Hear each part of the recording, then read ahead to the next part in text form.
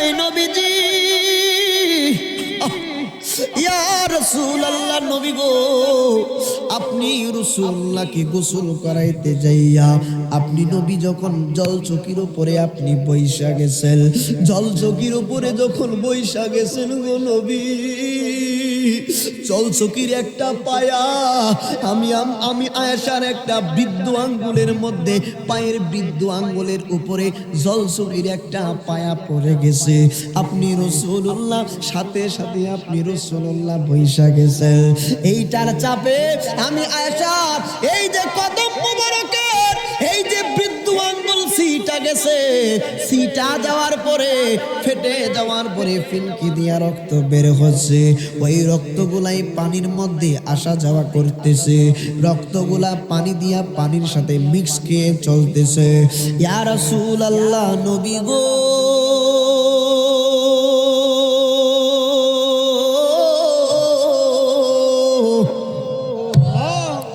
ওগো মায়ার নবীজি, আপনি রাসূলুল্লাহর বডি মুবারকের ওজন যেই মাত্র এই জল চুকির উপরে লাগলো গো নবী, আমি আয়েশার পাটা সিট মানে ফেটে গিয়ে রক্ত বের হচ্ছে, সেই রক্তগুলা পানিতে দেখতে পাচ্ছেন।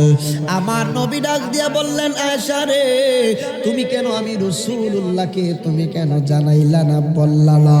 আয়েশা বললেন, নবী গো আমি যদি আপনি রাসূলুল্লাহকে জানাইতাম, আপনি রাসূলুল্লাহর যদি কোনো কষ্ট হইতো আর আমার আল্লাহ যদি জিজ্ঞেস করতো আয়েশা তুমি বলার কারণে আমার বন্ধু রাসূলুল্লাহ আমার বন্ধু নবী কষ্ট পেয়েছেন, আল্লাহর দরবারে আমি আয়েশার কোনো জবাব থাকতো না।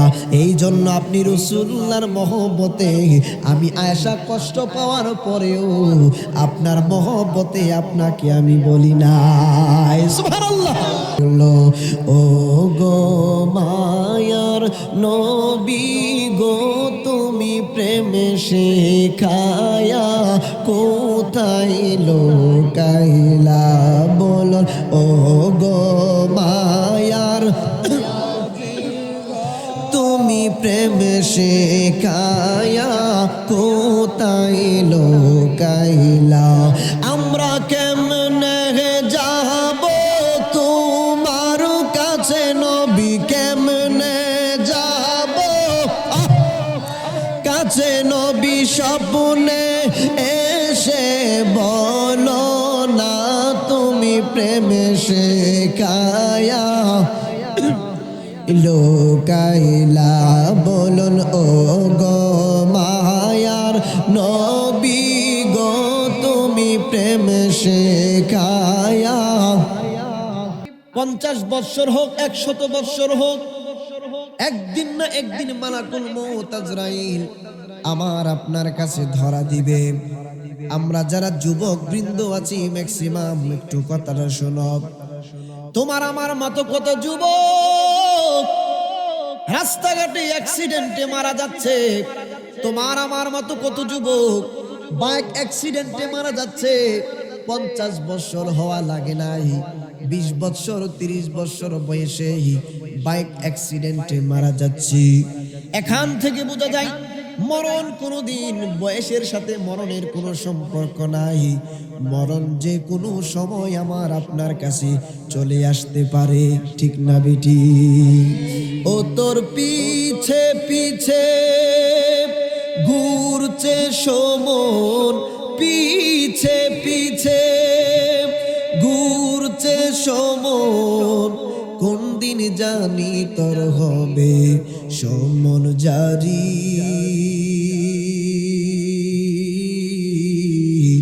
দেখি না মন ঝাঁকমা দিয়ে দুনিয়াদারি,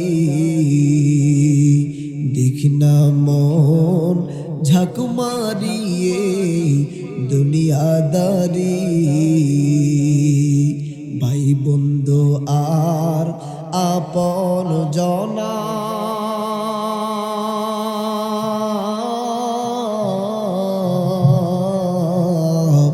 সঙ্গে তোমার কেউ যাবে না, ঠিক না বেটি? ভাই বন্ধু আর আপন জনা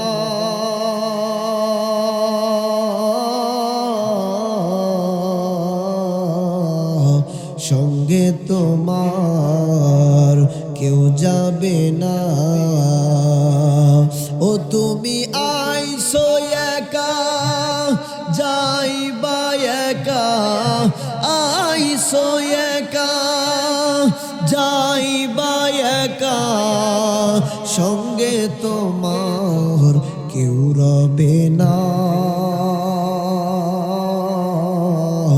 দেখি না মন ঝাঁক মারিয়ে দুনিয়াদারি একবার জুড়ে বলা যাবে কি আল্লাহু আকবার। হে আমার সিলেটবাসীরা শুনো, পৃথিবীর বুকে কোনো মানুষ আসার পরে থাকতে পারে না, থাকতে পারবেও না।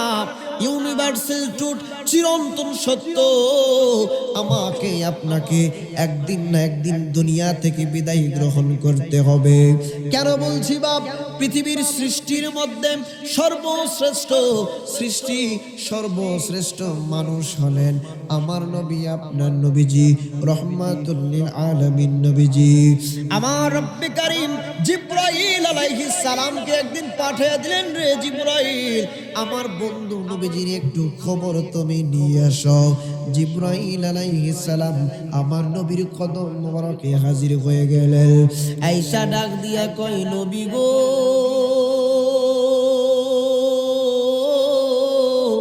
ওগো মায়ার নবীজি, আল্লাহ রাব্বুল আলামিন আপনি রাসূলুল্লাহর কদম মোবারকে পাঠিয়ে দিয়েছেন। আপনার শরীর মোবারকটা কেমন আছে আমার মাওলায়ে কারীম একটু জানতে চাই।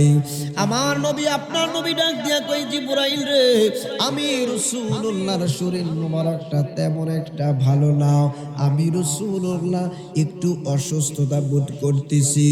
জিবরাইল আলাইহিস সালাম মুহূর্তের মধ্যে নাই আমার রহমাতুল লিল আলামিন নবীজির কদম মোবারক থেকে জিবরাইল আলাইহিস সালাম চলে গেলেন। জিবরাইল আলাইহিস সালাম আবার পরের দিন চলে আসলেন। আয়েশা ডাক দিয়া কই, নবী গো, গতকাল আপনার প্রভু আপনার খোঁজ খবর নেওয়ার জন্য পাঠিয়েছেন গো, আজকেও খোঁজ খবর নেওয়ার জন্য আল্লাহ রাব্বুল আলামিন আপনি রাসূলুল্লাহর কদম মোবারকে পাঠিয়ে দিয়েছেন। আপনার শরীর মোবারকটা কেমন, আপনি রাসূলুল্লাহর অবস্থা কেমন জানতে চায়। আমার নবী ডাক দিয়া বললেন, জিবরাইল রে, ও জিবরাইল, আমি রাসূলুল্লাহ আজকেও কিছু পরিমাণ অসুস্থতা বোধ করতেছি, আমি পরিপূর্ণ সুস্থতা বোধ করতেছি না রে জিবরাইল। জিবরাইল আলাইহিস সালাম তৃতীয়বারের মতো তৃতীয় দিন পর্যন্ত নবীর কদম মোবারকে আসলেন। একবার উচ্চ আওয়াজে বলবেন কি আল্লাহু আকবার। জিবরাইল আলাইহিস সালাম তৃতীয় দিন আসলেন, আয়েশা নবীর কদম মোবারকে সালাম দেয়, নবী গো, আপনি রাসূলুল্লাহর শরীর মোবারকটা কেমন আছে? আল্লাহ আপনার খোঁজ খবর নেওয়ার জন্য আমি জিবরাইলকে পাঠাইয়া দিছে। ইয়া রাসূলুল্লাহ, নবী গো, আপনি মেহেরবানি করে আপনার শরীরের অবস্থা কেমন বলবেন। আমার নবী, আপনার নবী জিবরাইল আলাইহিস সালামকে নিজের অবস্থা সম্পর্কে বললেন। জিবরাইল আলাইহিস সালাম যে মাত্র চলে গেলেন, আমার নবী, আপনার নবীজি বিদায় যখন হয়ে যাবেন, এই ধরাধাম ত্যাগ করে যখন দুনিয়া ছেড়ে চলে যাবেন, আমার নবী অসুস্থতা বোধ করেছিলেন। আপনার নবী, আমার নবী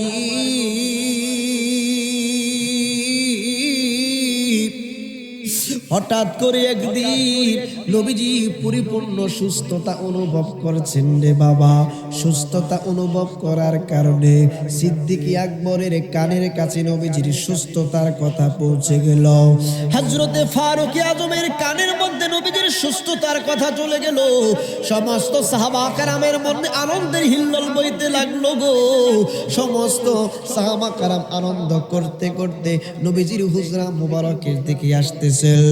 সমস্ত সাহাবা কেরাম একজন আরেকজনকে বলছে, শুনো না গো, রহমাতুল লিল আলামিন নবীজি নাকি পরিপূর্ণ সুস্থতা লাভ করেছে। নবী যদি দুনিয়ায় না থাকবে তাইলে আমরা কার চেহারা মুবারকের দিকে তাকাইয়া নিজেদের খোদার জ্বালা নিবারণ করব? নবী যদি না থাকবো আমরা কার বদন মুবারকের দিকে তাকাইয়া আমাদের মনের জ্বালা মিটাইব? নবী যদি দুনিয়ায় না থাকবো আমাদের জ্বালা যন্ত্রণা মনের ব্যথাগুলা আমরা কার কাছে বলবো? সমস্ত সাহাবাকেরা পাগলের মতো কইরা নবীজির হুজরা মুবারকের দিকে রওনা হয়ে গেলেন। আবু বকর সিদ্দিক রাদিয়াল্লাহু তাআলা আনহু আমার নবীর বাড়ির মধ্যে হুজরা মুবারকের সামনে ডাক দিয়া কয়, নবী গো, ইয়া রাসূলুল্লাহ, নবী গো, আপনি সুস্থতা অনুভব করেছেন। সমস্ত সাহাবা কেরামের মধ্যে আনন্দের হিল্লোল বয়ে গেল। হযরত উসমান যুন্নুরাইন সহ অসংখ্য সাহাবা কেরাম সদকা করতে শুরু করলেন। গো আমার নবী আপনার নবীজিকে কত ভালোবাসেন নবীজির সাহাবা কেরাম। শুধু তাই নয় রে বাবা, আমার নবী আপনার নবীজিকে ভালোবাসার নামই হলো ঈমান। নবীকে ভালোবাসার নাম ঈমান। নবীর মহব্বত যদি এই জায়গায় না থাকে, কবরে আপনি যাবেন, কবরে যাওয়ার পরে অশান্তি শুরু হয়ে যাবে। কবরে যাইবেন নবী নিয়ে যাইতে হবে, হাসরে যাইবেন নবী নিয়ে যাইতে হবে। হাসরের ময়দানে আপনি যদি নবী হারা হইয়া যান, আপনার আমার কি অবস্থা হবে কেউ বলতে পারি না। দেখেন এই যে সাবেক মেম্বার সাহেব গিয়াসউদ্দিন দাদা যান, আজকে সাবেক মেম্বার হয়ে এই জায়গার মধ্যে বসে গেছেন। দেখেন উনি এক সময় মেম্বার ছিল, এখন মেম্বার না।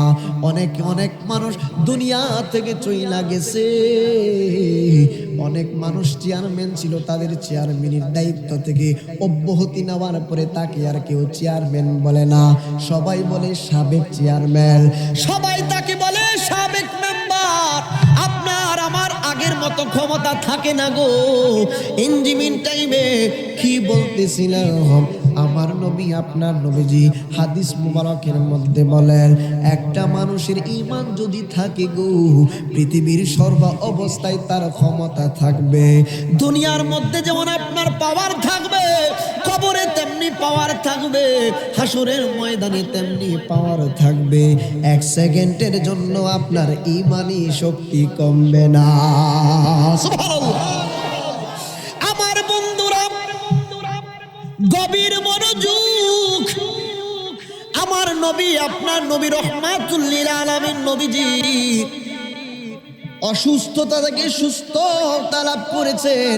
সাহাবা কেরামের মনে আনন্দের হিল্লোল বয়ে গেল। নবীজির সমস্ত সাহাবা কেরাম নবীর কদম মোবারকে যাইতে লাগলো। ও গো মায়ার নবী গো, তুমি প্রেমে শেখায়া কোথায় লোকাইলা বলো? ও গো মায়ার তুমি প্রেম শেখায়া কোথায় লোকাইলা? আমরা কেমনে যাব তোমার কাছে নবী, কেমনে যাব কাছে নবী? স্বপ্নে এসে বলো না তুমি প্রেম শেখায়া লোকাইলা বলুন? ও গো মায়ার নবী গো, তুমি প্রেম শেখায়া। সমস্ত সাহাবা কেরামগণের মধ্যে আনন্দের হিল্লোল বয়ে গেল গো। আপনার নবী আমার নবীজি কিছুদিন সুস্থতা অনুভব করার পরে আমার নবী আপনার নবীজি রহমাতুল লিল আলামিন নবীজি হুজরা মুবারক থেকে আম্মা জান আয়েশাকে বললেন, আয়েশা গো, আমি রাসূলুল্লাহ গোসল মুবারক করব, আমার একটুখানি গোসল মুবারক তুমি করাইয়া দাও। আম্মা জান আয়েশা ডাক দিয়া কই, নবী গো, আপনি রাসূলুল্লাহ বদন মুবারকের মধ্যে আমি পানি ঢেলে দেব, আপনি গোসল করবেন। আমার নবী আপনার নবীজি জলচকির মধ্যে বসে গোসল করা সুন্নত। জলচকির মধ্যে বসে গেলে রহমাতুল লিল আলামিন নবীজি গোসল মোবারক করছেন। আম্মা জান আয়েশা সিদ্দিকা রাদিয়াল্লাহু তাআলা আনহা আমার নবী আপনার নবীকে গোসল মোবারক করিয়ে দিচ্ছেন গো।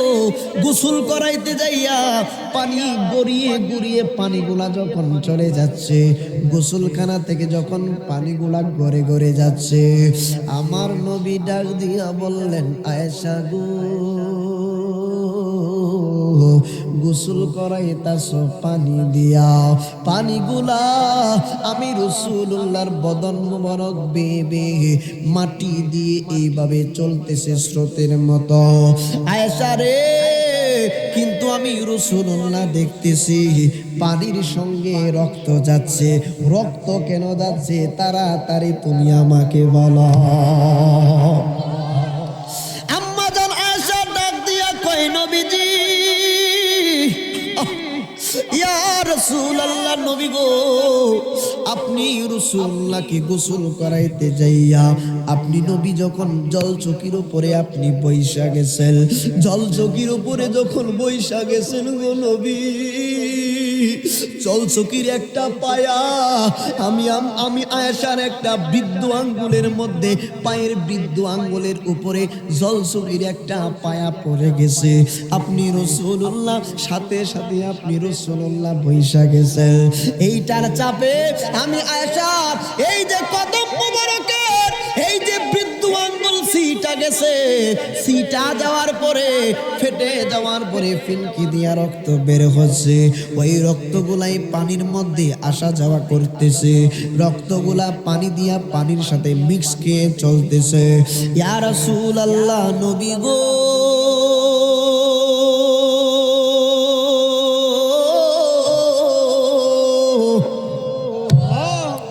ওগো মায়ার নবীজি, আপনি রাসূলুল্লাহর বডি মুবারকের ওজন যেই মাত্র এই জলচকির উপরে লাগলো গো নবী, আমি আয়েশার পাটা সিট মানে ফেটে গিয়ে রক্ত বের হচ্ছে। সেই রক্তগুলা পানিতে দেখতে পাচ্ছেন। আমার নবী ডাক দিয়া বললেন, আয়েশা রে, তুমি কেন আমি রাসূলুল্লাহকে তুমি কেন জানাইলা না, বললা না? আয়েশা বললেন, নবী গো, আমি যদি আপনি রাসূলুল্লাহকে জানাইতাম, আপনি রাসূলুল্লাহর যদি কোনো কষ্ট হইতো, আর আমার আল্লাহ যদি জিজ্ঞেস করতো, আয়েশা তুমি বলার কারণে আমার বন্ধু রাসূলুল্লাহ, আমার বন্ধু নবী কষ্ট পেয়েছেন, আল্লাহর দরবারে আমি আয়েশার কোনো জবাব থাকতো না। এই জন্য আপনি রাসূলুল্লাহর মহব্বতে আমি আয়েশা কষ্ট পাওয়ার পরেও আপনার মহব্বতে আপনাকে আমি বলি নাই। সুবহানাল্লাহ। আপনার নবী, আমার নবী রহমাতুল লিল আলামিন নবীজি কিছুদিন সুস্থ থাকার পরে আবার কিছুদিন পরপরই আমার নবীজি আবার সাথে সাথে অসুস্থ হয়ে গেলেন। নবীজি অসুস্থ হয়ে যাওয়ার পরে আপনার নবী, আমার নবীজির অন্তিম মুহূর্তে যে মাত্র দুনিয়া থেকে বিদায় গ্রহণ করবেন, একদিন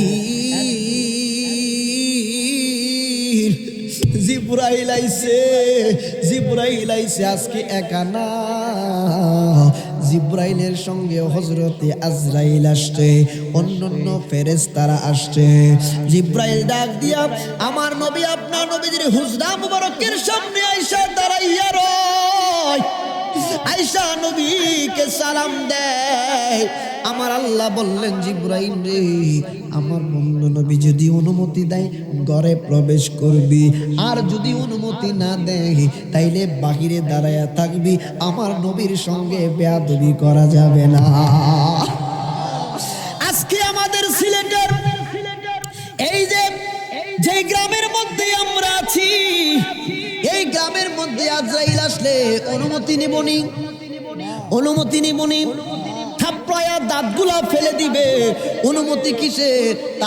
তার চেহারা দেখা মাত্র আমরা ভয়ে অনেকে বিছানার মধ্যে প্রস্রাব পায়খানা করে দেয়। কিন্তু আপনার নবী, আমার নবীজির হুজরা মুবারকের সামনে গো, জিবরাইলের মতো, জিবরাইল এত বড় ফেরেশতা, যার পাটা হচ্ছে জমিনে, মাথা হচ্ছে আসমানে। হযরতে আজরাইল আলাইহিস সালাম যেই মাত্র জিব্রাইল আলাইহিস সালামের সঙ্গে আসলো, আসার পরে সামনে মজার কথা আসতেছে। আসার পরে হযরতে জিব্রাইল আমার নবী আপনার নবীজিকে সালাম বিনিময় করলেন। নবী গো, আপনি নবীজির কদম মোবারকে সালাম। ঘরের মধ্যে এইভাবে নক করে আমার নবী আপনার নবীজি বললেন, ফাতেমা রে, একটু দরজা খানি খুলে দেখো কে ডাকতেছে ঘরের দরজায়। আম্মা জান খাতুনে জান্নাত ফাতেমা তুজহরা রাদিয়াল্লাহু তাআলা আনহা, তিনি কি করলেন, দরজা খালি যখন খুললেন, তাকায়া দেখে গো, যেই ব্যক্তি দরজার সামনে দাঁড়িয়ে আছে তার পা হচ্ছে জমিনে, মাথা হচ্ছে আসমানে। আম্মা জান খাতুনে জান্নাত একটা তোর মাইরা ডাক দিয়া কয়, বাবা আপনি এখানে শুয়ে আছেন, ঘরের দরজায় এমন একটা লোক আসছে গো, যার পা হচ্ছে জমিনে, মাথা হচ্ছে আসমানে। আমার নবী আপনার নবীজি আম্মা জান আয়েশা সিদ্দিকা রাদিয়াল্লাহু তাআলা আনহার উরু মুবারকের মধ্যে, রান মুবারকের মধ্যে বিশ্রাম মুবারক করছিলেন। মা খাতুনে জান্নাত ডাক দিয়া কয়, বাবা গো, এত বড় মানুষ আমার জীবনে আমি দেখি নাই।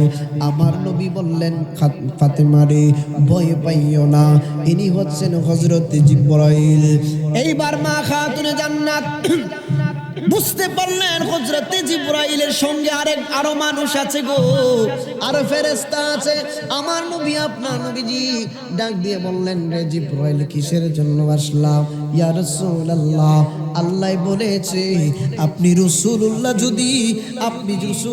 যদি দুনিয়ার মধ্যে থাকতে চান, আপনার ইচ্ছে মতো আপনি থাকতে পারবেন। আর যদি আপনি রাসূলুল্লাহ না থাকতে চান, তাহলে আমার আল্লাহ কইছে, আমার আল্লাহ অপেক্ষা করতেছে আপনি রাসূলুল্লাহর দিদারের আশায়। আরো জোরে বলুন সুবহানাল্লাহ। আমার মরণের কতদিন বাকি আমি জানিলাম না গো, আল্লাহ মরণের কতদিন বাকি, আমার মরণের কতদিন বাকি আমি জানিলাম না গো, আল্লাহ মরণের কতদিন বাকি।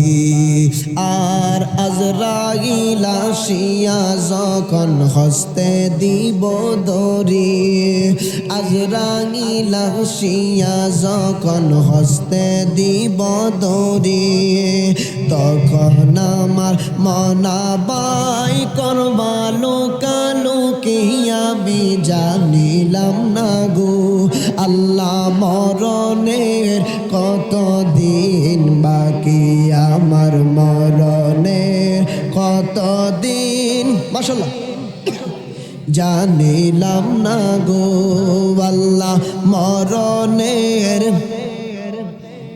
বাকি। আর হায়াত হইল হাতে বাইরে, মত হইল পায়ে, হায়াত হইল হাতে বাইরে, মত হইল পায়ে। যে জাগায় যার মরণ লেখা, সে জাগায় সে মরে আমি জানিলাম না গো, আল্লাহ মরণের কতদিন বাকি, আমার মরণের কতদিন বাকি আমি জানিলাম না গো, আল্লাহ দিন বাকি। আর 40 দিনের আগে বাইরে মৌতের নিশানি, 40 দিনের আগে বাইরে মৌতের নিশানি, জমদুদেতে বাইন্দানি বচকে দিয়া আন্ধি আমি যাওয়াস। নবী গো, আল্লাহ পাঠাইছে, আপনি রাসূলুল্লাহর দিদারের আশায় আল্লাহ অপেক্ষা করতেছে। আমার নবী ডাক দিয়া বললেন, জিবরাইল রে, ও জিবরাইল, আমি আল্লাহর দিদারে চলে যাব। আমার গুনাহগার উম্মতগুলা আমি রাসূলুল্লাহকে এক পলক না দেখলে তারা শান্তিতে থাকতে পারে না। আমার গুনাহগার উম্মতগুলা কোনো বিপদে পড়লে আমি রাসূলুল্লাহর কদম মুবারকে দৌড়াদৌড়ি করে আসে। আমার উম্মতগুলা কোনো মুসিবতে পইরা গেলে রে জিবরাইল, আমি রাসূলুল্লাহর কদমে চলে আসে।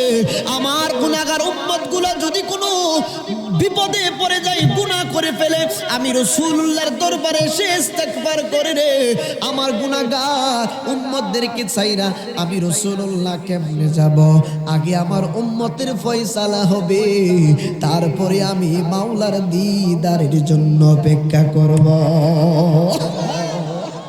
নবীর কথা শুই না জিবরাইল অবাক, নবী গো আপনি যখন আল্লাহর সাথে ছিলেন উম্মতি উম্মতি করেছেন, আপনি যখন মার গর্ভ মুবারকে ছিলেন উম্মতি উম্মতি করেছেন, আপনি যখন ভূমিষ্ঠ হয়েছেন তখন উম্মতি উম্মতি করেছেন, আপনি দুনিয়াতে আসার পরে উম্মতি উম্মতি করলেন। আপনার উম্মতের জন্য উহুদের ময়দানে আপনার দণ্ডাল মুবারক শহীদ হয়েছে। আপনার উম্মতের কষ্ট আপনি রাসূলুল্লাহ সহ্য করতে পারেন না। নবী গো আপনি বিদায় বলো, আপনি রাসূলুল্লাহ আপনার উম্মতের চিন্তা করেন। আমি জিবরাইল বইটা পালাইছি, আপনি রাসূলুল্লাহ আপনার উম্মতদেরকে কত ভালোবাসেন। নারে তাকবীর, নারে রিসালাত, নারে রিসালাত। আমার নবী বলছেন জিবরাইল আমার উম্মতের ফয়সালা না হওয়া পর্যন্ত আমি রাসূলুল্লাহ আল্লাহর দিদারে যাইতে পারি না। আমি আল্লাহর দিদারে যাব, আমার উম্মত কষ্ট করবে, এটা কোশ্চিন কালেও হতে পারে না। উচ্চ আওয়াজে বলতে হবে সুবহানাল্লাহ।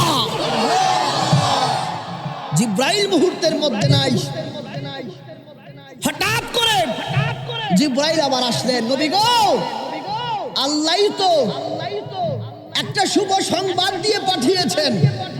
জিবরাইল কি শুভ সংবাদ? আল্লাহ বলেছেন আপনি রাসূলুল্লাহ বিদায় নেওয়ার পর থেকে কিয়ামত পর্যন্ত যত উম্মত আসবে সমস্ত উম্মতদের জিম্মাদার আমার আল্লাহর হাতে নিয়ে নিয়েছেন। এখন আমার নবী বললেন জিবরাইল এখন তাল হেলা, এখন আসতে পারো, কামিং প্লিজ, এখন আসতে পারো, আমি রাসূলুল্লাহ আল্লাহর দিদারে যাব। হযরতে মা খাতুনে জান্নাত কান্নায় তো ভেঙ্গে পড়লেন। নবীর মেয়ে না, নবীর মেয়ে তো, আরে নবীর মেয়ে খাতুনে জান্নাত ফাতেমা তুজ জোহরা রাদিয়াল্লাহু তাআলা আনহা, আমাদের এলাকার ফাতেমার মতো। আমাদের এলাকার ফাতেমা কপালে টিপ পরে রাস্তা দিয়ে একিয়ে বেঁকিয়ে হেঁটে যায়, আর নবী নন্দিনীর নবীর কন্যা খাতুনে জান্নাত মা ফাতেমা, উনার একটা পশম পর্যন্ত বেগানা কোনো পুরুষ দেখতে পারেনি। আমার আপনার মেয়ে, মা, বোন, স্ত্রীর নাম ফাতেমা, উনাদের মাসে মাসে একটা অসুস্থতা আগমন করে, আর নবীর কন্যা ফাতেমা উনার জীবনে কোনোদিন উনাকে অপবিত্রতা স্পর্শ করতে পারে না। কেমন ফাতেমা দাদা, কেমন ফাতেমা? মাগো ফাতেমার মতো যদি হতে চাও তাহলে আজ থেকেই পর্দা করতে হবে। কি করতে হবে? পর্দা করতে হবে। আপনারা মনে করছেন আমি আপনি বেঁচে যাব, হাসরের ময়দানে আমাকে আপনাকে দায়উস এর কাতারে দাঁড়াইতে হবে, কারণ আপনার স্ত্রী, আপনার মেয়ে, আপনার বোন, আপনার মাকে পর্দায় রাখার দায়িত্ব আপনার আমার। কথা বলেন, তাদেরকে ধরার আগে আমাকে আপনাকে ধরবে, একটা মাইরও মাটিতে পড়বে না, একটা মাইরও মাটিতে পড়বে না। মাগো সেজে গুজে পর পুরুষকে চেহারা না দেখিয়ে আপনার স্বামীর সামনে সেজে গুজে যান, স্বামী যদি খুশি হয়ে একটা মুস্কি হাসি দেয় আপনার কপাল খুলে যাবে। আর জোরে কোন সুবহানাল্লাহ। আম্মা জান খাতুনে জান্নাত নবীজির বিদায় মুহূর্তে মা খাতুনে জান্নাত কান্না শুরু করে দিলেন, আব্বাজান আপনি চলে যাবেন, আমি খাতুনে জান্নাত কেমনে থাকবো? আমার নবী আপনার নবী ডাক দিয়ে বললেন, ফাতেমা রে আয় আয়, আমি রাসূলুল্লাহ তোমাকে কিছু কথা বলবো। খাতুনে জান্নাতের কানে কানে একটুখানি নবীজি কি জানি ফিসফিসায় বললেন। আমার নবী আপনার নবীজি বলার সাথে সাথে খাতুনে জান্নাত মুস্কি হাসি দিলেন। আম্মা জান আয়েশা পরবর্তীতে জিজ্ঞেস করেছিলেন, মা গো রহমাতুল লিল আলামিন নবীজি তোমার কানে কানে ফিসফিসায়া কি বলেছিল?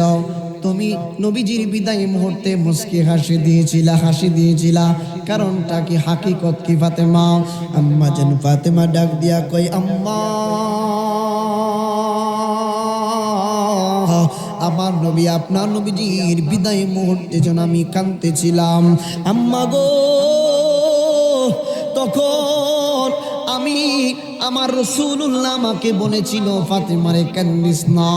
আমি বিদায় হওয়ার পরে সর্বপ্রথম আমি রাসূলুল্লাহর সংস্পর্শে, আমি রাসূলুল্লাহর সাথে যে একত্রিত হবে, মিলনে আসবে, আমি রাসূলুল্লাহর সাথে কবর দেশে এক হবে, আমি রাসূলুল্লাহর সাথে যার সাক্ষাৎ হবে তিনি আর কেউ না, তুমি হচ্ছ ফাতেমা। সুবহানাল্লাহ। খাতুনে জান্নাত রাদিয়াল্লাহু তাআলা আনহা, আহারে আমার নবী আপনার নবী রহমাতুল লিল আলামিন নবীজি আজরাইলকে বললেন, আজরাইল রে আয়, আমি রাসূলুল্লাহ জান মুবারক রূহ মুবারক নিতে আয়। আমার নবী আপনার নবীজি বলছেন, মৃত্যু এত ভয়ানক বস্তু, মৃত্যুটা এত ভয়ানক বস্তু, মৃত্যুটা কোনো সাধারণ মৃত্যু না দাদা যান। একটা জীবন্ত বকরির চামড়া যদি আপনি টেনে টেনে ছিঁড়তে থাকেন, ওই বকরিটা যেমন পরিমাণ কষ্ট হবে রে বাবা, তার চাইতে বেশি পরিমাণ কষ্ট হবে আমার আপনার রূহটা যখন নিয়ে যাবে। আপনার নবী আমার নবীজি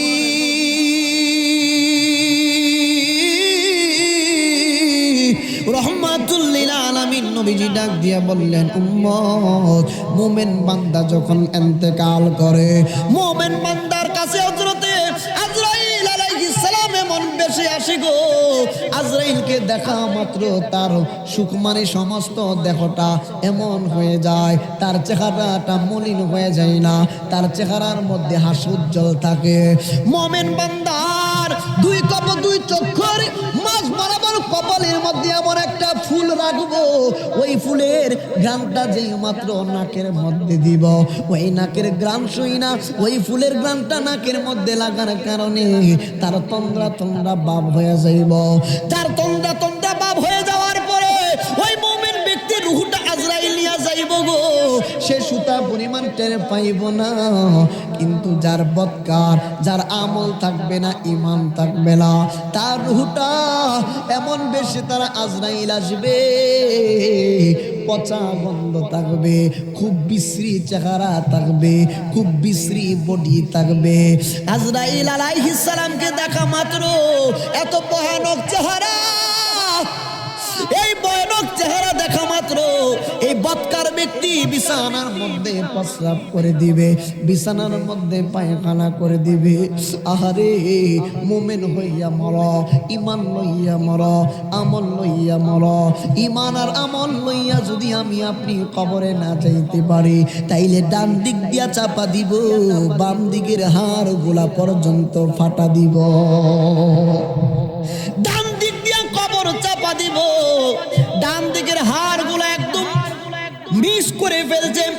মিক্স করে ফেলবে। কি বলে আপনাদের গ্রামের ভাষায়, ডান দিকের হাড়গুলো একদম ভেঙে চুরমার করে ফেলবে, বাম দিক দিয়া কবর আযাব দিবে, বাম দিকের হাড়গুলা ডান দিকে ঢুকায়া দিবে।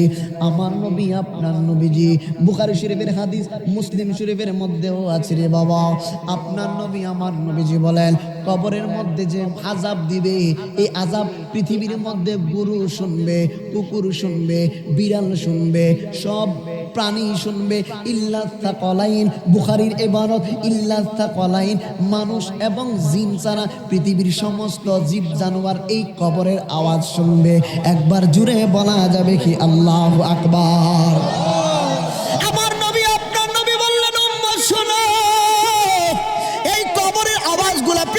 সমস্ত প্রাণী শুনবে গো, একমাত্র জিন এবং ইনসান ছাড়া পৃথিবীর সমস্ত প্রাণী শুনবে। আমার নবী আপনার নবীজির এই বাণীটা বিজ্ঞান গবেষণা করে দেখলো কবরের আওয়াজ মানুষ কেন শোনে না।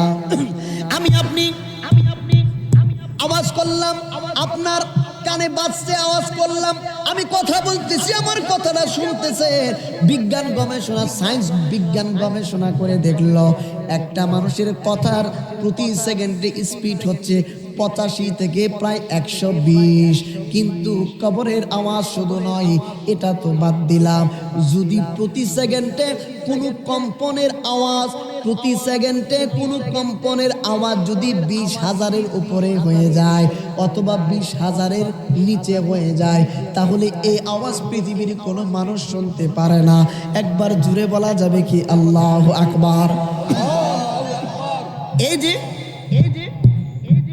আওয়াজটা দিলাম, এটা কম্পন সৃষ্টি হয়ে বাতাসের মাধ্যমে আপনার কানে পৌঁছাইছে। প্রতি সেকেন্ডে যদি 20,000-এর উপরে আওয়াজের কম্পন হয়, 20,000-এর উপরে, তাহলে সেটা মানুষ শুনবে না, এটাই স্বাভাবিক। কারণ দেখেন, শুধু তাই নয়, যদি 20,000-এর উপরে হিসাব করলাম, কবরের আওয়াজ, কবরের যে আযাব, এটার মানে মায়ের যে স্পিরিট, এটা 20,000 নয়, 20 কোটিরও উপরে। এই জন্য মানুষ এটা শুনতে পাবে না, এটা শুনলে মানুষ তো সহ্য করতে পারবে না, এটাই স্বাভাবিক। আপনি দেখেন একটা মানুষ, বিজ্ঞান বলে একটা মানুষ সর্বোচ্চ খালি চোখে 21 কিলোমিটার দেখতে পারে। সুবহানাল্লাহ। কিন্তু বর্তমানে যেই পরিমাণ ফরমালিন খাচ্ছি, ফরমালিন মানে সব খাচ্ছি ফরমালিন, সেই তুলনায় বিজ্ঞান বলছে সর্বোচ্চ একটা মানুষ খালি চোখে 4.5 কিলোমিটার দেখতে পারে। অথচ একটা ঈগল পাখি, কি পাওয়ার আল্লাহ পাক দিয়েছেন, একটা ঈগল পাখি খালি চোখে 700 কিলোমিটার থেকে 1000 কিলোমিটার পর্যন্ত সে স্পষ্ট দেখতে পারে। আমি আপনি পানির নিচে দেখতে পাই না, একটা ঈগল পাখি 30 ফিট পানির নিচ পর্যন্ত একটা মাছ নড়াচড়া করছে, মুভমেন্ট করছে, সেটা উপর থেকে 30 ফিট উপর থেকে সে পজিশন নেয়, কখন ঠুকুর মেরে তার আহার গ্রহণ করবে। একবার জোরে বলুন না সুবহানাল্লাহ। তাহলে এই কবরের আওয়াজ শুনবেন না। কবরের আওয়াজ কিভাবে শুনবেন? কবর, আপনি এখানে কবর দিলেন 3.5 হাত মাটির নিচে, আপনি কি মনে করছেন এখানেই আযাব দেওয়া হচ্ছে? তো এখানেই যদি সীমাবদ্ধ রাখেন, তাহলে অনেকে প্রশ্ন করবে, যাদের লাশ নদীতে ভেসে যায়, মাছে খেয়ে ফেলে, তাদেরকে তো কবরই দেওয়া হয় নাই, তাহলে তাদের কোন কবরে আযাব হচ্ছে? প্রশ্ন আসবে না? তো বিষয়টা এমন না, আপনি তাকে দাফন করেন আর না করেন, তাকে আলমে বরজখের জগতে যেতে হবে। ওই জগতে একটা মানুষ মারা যাওয়ার পরে তার রুহুটা হয়তো বা ইল্লিনে যায় অথবা সিজ্জিনে যায়, ঠিক না দাদা? তো ইল্লিনে যায় যদি আপনার রুহুটা ভালো হয়, ঠিক আছে, আর জাহান্নামে যাবে যদি আপনার রুহুটা কি বদকার হয়। এখন আসুন রে বাবা, খুব মনোযোগ, সামনে মজার একটা কথা আসতেছে, বলবো, খুব কঠিন কথা। দাদাজান বলছিলেন কবরের কথা, কবরের আওয়াজ এমন কঠিন হবে। আপনার নবী, আমার নবীজি রাহমাতুল লিল আলামিন নবীজি বলেন, কবরের আওয়াজ এত ভয়ঙ্কর, কবরের আযাব এত ভয়ঙ্কর, কবরের আওয়াজ যদি কোনো দুনিয়ার মানুষ শুনতো, তাহলে ঘরবাড়ি ছেড়ে দিত, খাবার দাবার ছেড়ে দিত। দুনিয়ার মানুষ যদি এগুলা আগে থেকে জানতো, তাহলে সমস্ত কিছু ছেড়ে দিয়ে আল্লাহর ইবাদতের মধ্যে লিপিবদ্ধ হয়ে যাইত, আল্লাহর ইবাদতের মধ্যে জীবনটা কাটাইয়া দিত, আর পৃথিবীর কোনো মানুষ গুনাহের কাজ করত না। আমার নবী, আপনার নবীজি রাহমাতুল লিল আলামিন নবীজি, আমার নবী, আপনার নবীর কাছে আজরাইল আসলেন, নবী গো আপনার বুক মুবারকের মধ্যে আজরাইলের হাত রাখলাম। ইয়া রাসূলুল্লাহ, নবী গো, আপনি রাসূলুল্লাহর কেমন লাগছে? জিবরাইল রে, তুমি আমার বুকের উপরে এটা কি রাখলা? তুমি আমার বুকের উপরে এটা কি রাখলা? নবী গো, কেন, কি হইছে? ভাই, আমি রাসূলুল্লাহ যেন দেখলাম রে, উহুদ পাহাড়টা আমি রাসূলুল্লাহর বুকের উপরে চাপায়া দিছো। রহমাতুল লিল আলামিন নবীজির যদি এমন লাগে, তাইলে আমরা গুনাহ করে বেশি বেশি বেশি পরিমাণ, তাইলে আমাদের কেমন লাগবে? ইয়া রাসূলুল্লাহ, নবী গো, আল্লাহ বলেছে সবচাইতে আহসানের সহিত সবচাইতে উত্তম ভাবে আপনি রাসূলুল্লাহর রূহ মুবারকটা নিয়ে যাওয়ার জন্য। ইয়া রাসূলুল্লাহ, নবী গো, আপনি রাসূলুল্লাহ যাতে কোনো কষ্ট না পান এই রকম ভাবে নিয়ে যাওয়ার জন্য বলছে। আমার নবী বললেন, জিবরাইল, আহসানের উত্তম রূহ কবজের সিস্টেম যদি এত কষ্ট হয়, তাইলে আমার গুনাহগার উম্মতের অবস্থা কি হইব রে জিবরাইল? জিবরাইল, থামো। আমার উম্মত কিয়ামত পর্যন্ত যত আইব, আমার উম্মত কিয়ামত পর্যন্ত যত ইন্তেকাল করব, আমার উম্মতের যত কষ্ট আছে, কিয়ামত পর্যন্ত যত উম্মত মারা যাবে, সমস্ত উম্মতের কষ্ট একসাথে করলে যত পরিমাণ কষ্ট হয়, সমস্ত কষ্ট আমি রাসূলুল্লাহকে আজকে দিয়া দাও, তারপরও আমার উম্মতকে তুমি কষ্ট দিতে পারবা না। ইয়া রাসূলুল্লাহ, নবী গো, আপনি উম্মতের জন্য এত পাগল? আজরাইল, আমার উম্মত কষ্ট করবে, আমি রাসূলুল্লাহ সইতে পারবো না রে জিবরাইল। ও জিবরাইল, আজরাইলকে বলো আমার সমস্ত উম্মতের কষ্টগুলা দিয়ে দেওয়ার জন্য। আমার উম্মতকে কত ভালোবাসি, তাইলে বলুন, উম্মত হইয়া নবীকে ভালোবাসার দরকার আসেনি? তোমার ওই নাম শুনিলাম,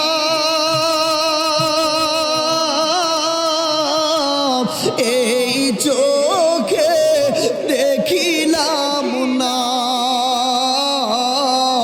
এই সুর যদি শুনে থাকো আর দূরে রাখিও না, এই সুর যদি শুনে থাকো আর দূরে রাখিও না। বলো, হে রাসূল, তোমায় ভালোবাসি অন্তরে শুধুই, মুখে না, জান্নাতের আশায় হে রাসূল, জাহান্নাম কেউ ডরি না, জান্নাতের আশায় নয় হে রাসূল, জাহান্নাম কেউ ডরি না। যেদিন দিদার হবে আপনার,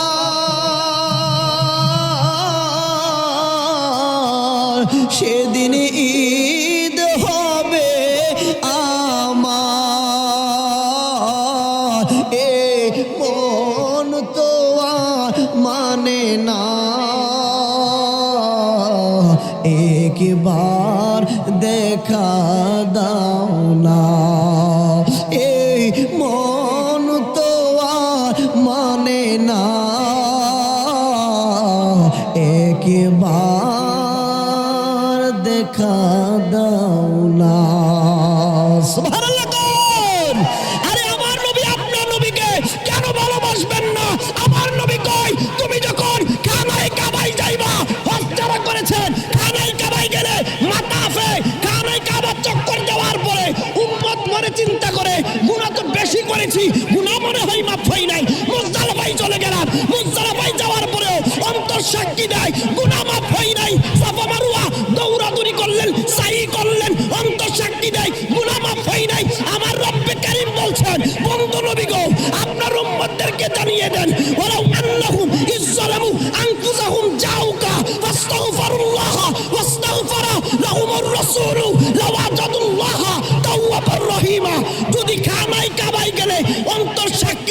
গুনাহ মাফ হয় নাই, সাফা মারওয়া সাই করলে অন্তর যদি সাক্ষী দেয় গুনাহ মাফ হয় নাই, তাদেরকে বলে দেন যাও কা আপনি রাসূলুল্লাহ কদমে আসার জন্য। আপনি রাসূলুল্লাহ কদমে আসলে আপনি রাসূলুল্লাহ যদি আপনার উম্মতের পক্ষে সুপারিশ করেন, আমি আল্লাহ কথা দিলাম লাওয়াজাদুল্লাহ তাওয়াবুর রহিমা, তাদের জীবনের গুনাহ মাফ করে দেব। নারে তাকবীর, নারে রিসালাত, নারে রিসালাত। মুফতি আশরাফুল হক জনগণী সাহেব, আহলে সুন্নাত ওয়াল জামাত জিন্দাবাদ। তাহলে উম্মতে মুহাম্মাদি যদি মাফ পাইতে চায় একটাই জায়গা, সেটা হচ্ছে সোনার মদিনা। সুবহানাল্লাহ। সোনার মদিনা, বুখারীর হাদিস, বুখারীর হাদিস। আমার নবী বলেন সাপে নিরাপদের জায়গা কোনটা? গর্ত। গ্রামের ভাষায় বলি গাতা বলি, হবে কিনা? গর্ত, গর্ত। আমার নবী বলেন ইমানদারের নিরাপদের জায়গা হচ্ছে আমি রাসূলুল্লাহর মদিনা শরীফ।